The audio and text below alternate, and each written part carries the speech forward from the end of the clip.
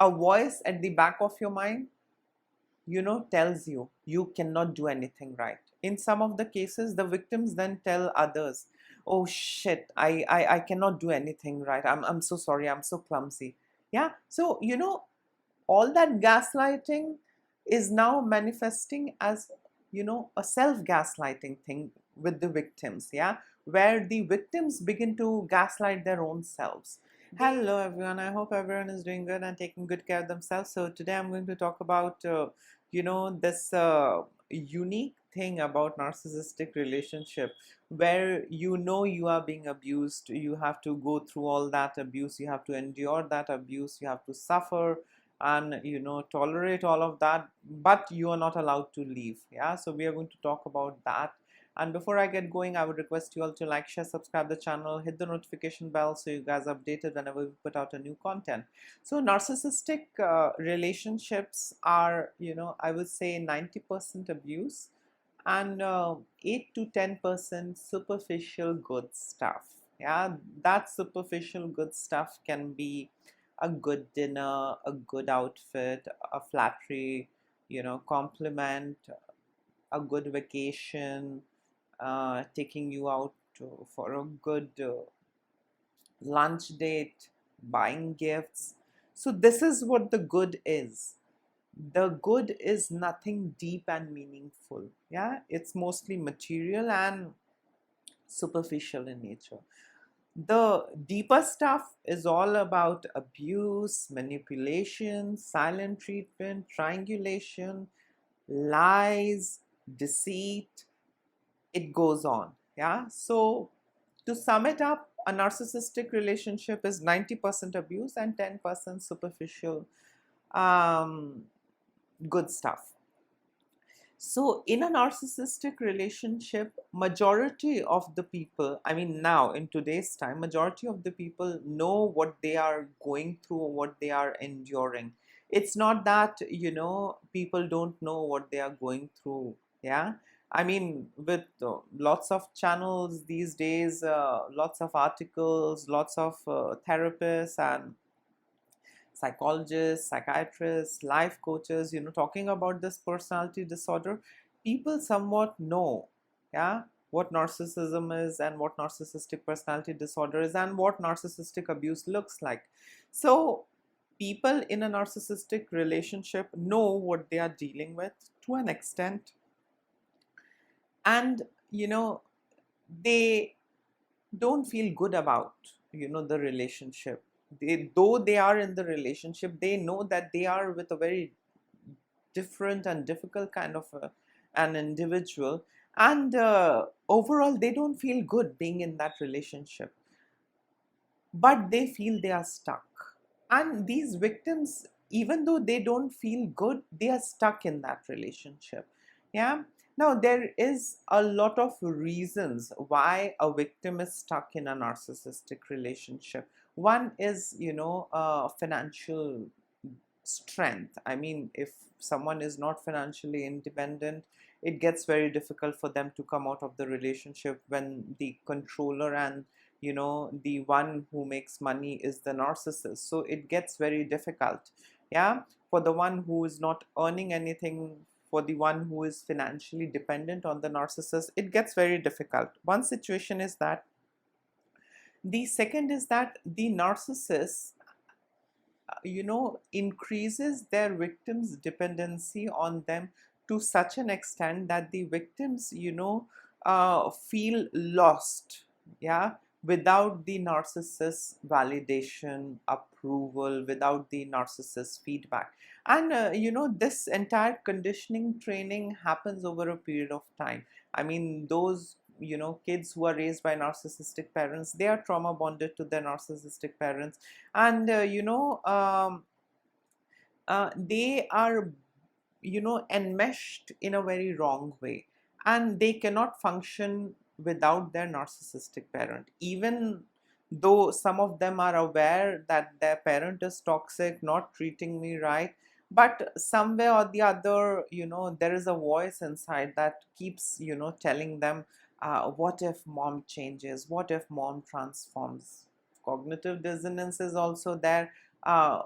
what if I was really the difficult child and mom just, trashed me because, she was upset, some work pressure, she had a difficult backstory. The problem was not with mom. I was a difficult child, self gaslighting. So, this is also one of the reasons why people are trapped in narcissistic relationship. The other thing that we get to see in a narcissistic relationship is that if you are done with all that abuse, manipulation, and if you tell the narcissist, I'm done with you, I cannot be with you any longer. Yeah, I will, be alone. I will choose to be alone, even though if I don't have anything to eat, even though if I don't have money, it's okay, but I'm not going to be with you. Now, these narcissistic individuals, then, I mean, somewhere or the other, they feel scared. They are afraid of losing their supply. Yeah.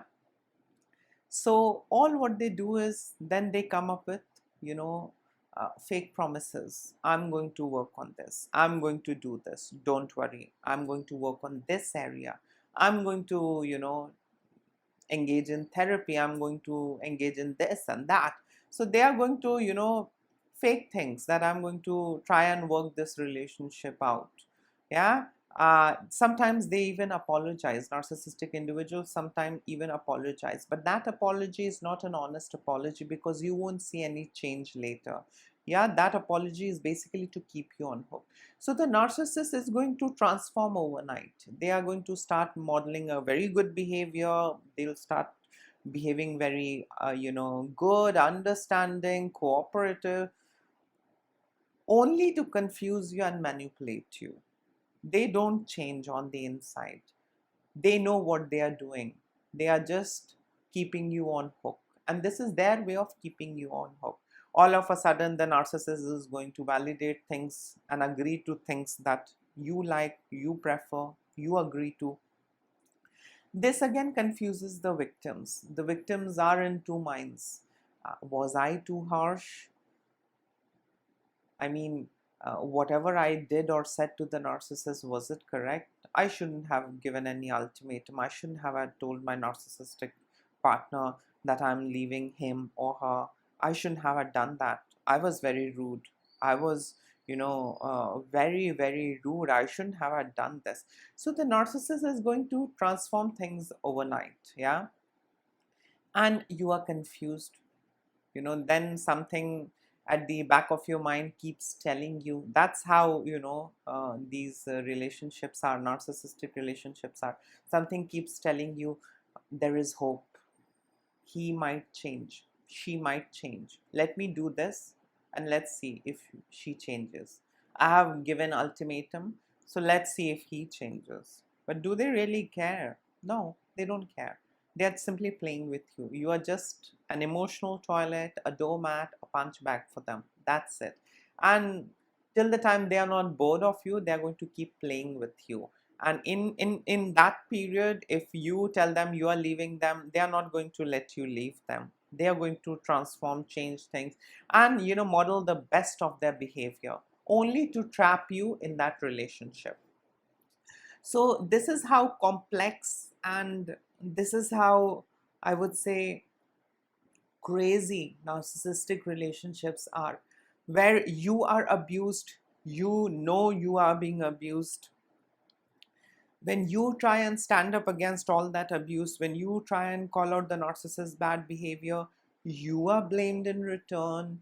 You try and uphold boundaries, you are labeled as selfish and mean. So if you are going to tell the narcissist, hey, I'm done with you, I cannot be with you, I cannot be with all of this, I want to get over this relationship, the narcissist is then going to behave really good for some time, and then again things are going to go back to normal. So the narcissistic individuals don't change. They have this strong sense of entitlement on the inside. I know everything, I'm the perfect, I'm infallible, I'm like a god, you should worship me, and that's it, the world should learn from me. That's all that attention, admiration, should come to me. I should be admired, everyone should validate me, bow down to me. That's it. Yeah. So these narcissistic individuals, I mean, when you tell them you are done, they are going to do anything and everything to again trap you back. Yeah. So don't fall for it. They are going to future fake a lot of things. We are going to work this relationship out.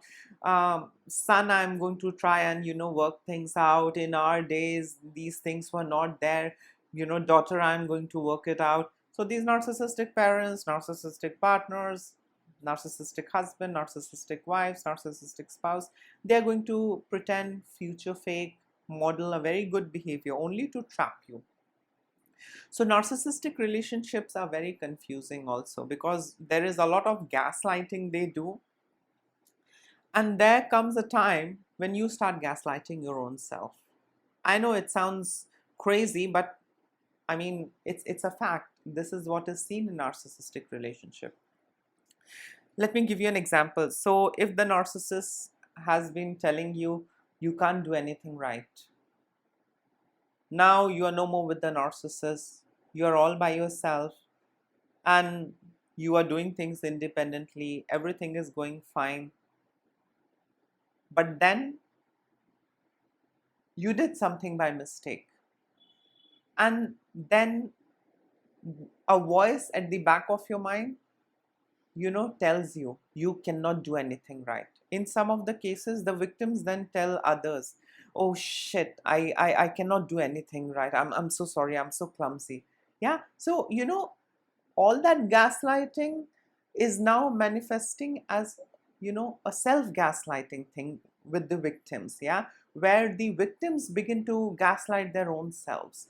They don't say, or respond, as if, oh, I'm so sorry I did this mistake. I'm so sorry, I should have been careful. I wasn't careful. I did not pay attention and I did this mistake. They don't react this way. Yeah. They are going to react, I'm never, right. I'm never going to do things right. I'm never able to do things right.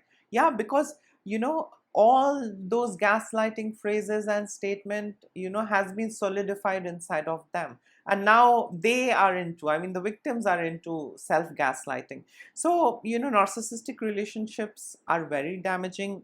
The more time you spend in a narcissistic relationship, the more damaged and scarred you are for the rest of your life. It's not easy to come out of the narcissistic relationship and you're transformed over a period of, some day, some month. No, it's not that easy. It takes time. You have to unlearn a lot of things. Yeah.